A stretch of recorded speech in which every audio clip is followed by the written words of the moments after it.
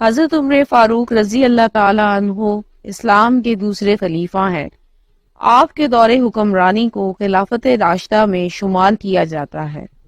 آپ کا دور حکومت نہایت مختصر دور تھا، مگر اس دوران اسلام اور مسلمانوں کو بے پناہ کامیابیاں اور فتوحات نصیب ہوئیں۔ حضرت عمر فاروق ایک بہترین منتظم تھے۔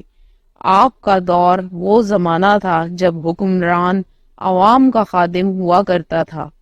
آپ کی ان گنت خوبیوں میں ایک خوبی یہ بھی تھی کہ عوام جب اپنے گھروں پر آرام کر رہے ہوتے تھے، اس وقت آپ اپنے علاقے کا دورہ کرتے تھے، نہ صرف حفاظت کی غرض سے بلکہ اس طرح سے آپ اپنے عوام کے حالات سے بھی باخبر رہتے تھے۔ ایک رات معمول کے مطابق آپ پاسبانی فرما رہے تھے کہ چلتے چلتے آپ تھک گئے، تو راستے میں ہی ایک دیوار کے سہارے کھڑے ہو کر کچھ دیر سانس لینے کے لیے رک گئے۔ اسی دوران ایک گڑیا اور ایک خاتون کی آوازیں آپ کی سماعتوں سے ٹکرائیں۔ مکالمہ اتنا دلچسپ تھا کہ آپ ان کی گفتگو کی جانب متوجہ ہو گئے۔ دراصل گڑیا اپنی بیٹی سے کہہ رہی تھی کہ دودھ میں پانی ملا کر اس کی مقدار کو زیادہ کر دے۔ بیٹی کہنے لگی کہ ماں، کیا تم نہیں جانتی کہ خلیفہ حضرت عمر رضی اللہ تعالی عنہ نے ملاوٹ کی ممانعت کا حکم نامہ جاری کیا ہے؟ گڑیا کہنے لگی، اس وقت امیر المومنین کون سا تمہیں دیکھ رہے ہیں؟ لڑکی کہنے لگی، ماں، اگر عمر ہمیں نہیں دیکھ رہے ہیں تو کیا ہوا؟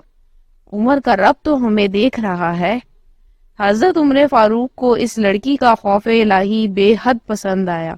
آپ نے اس مکان کو ذہن نشین کر لیا اور اگلے ہی روز اس لڑکی کا رشتہ اپنے بیٹے سے طے کر دیا۔ اس لڑکی کی اولادوں میں سے ایک حضرت عمر بن عبدالعزیز رحمت اللہ علیہ بھی تھے، جو بڑے ہو کر خلیفہ وقت بنے اور اپنے دادا حضرت عمر فاروق کی طرح ایک شاندار دور حکومت کو تاریخ اسلام کا ایک روشن باب بنا دیا۔ رشتے ناطے جوڑنے کا یہ طریقہ اس مرد مومن کا تھا جو اپنے دور کا بہترین منتظم، با کمال جنگجو، بے مثال حکمران، 22 لاکھ مربع میل وسیع سلطنت کا مالک اور عشرہ مبشرہ میں شامل تھا۔ دنیا و آخرت کی سبھی کامیابیوں کو سمیٹنے والے اس انسان کے نزدیک انسانیت کی کامیابی صرف اور صرف خشیت الہی تھی۔ انہوں نے جس خوف خدا کی بنیاد پر رشتہ قائم کیا تھا، اسی خوف الہی کو اپنی آئندہ نسلوں میں بھی پایا۔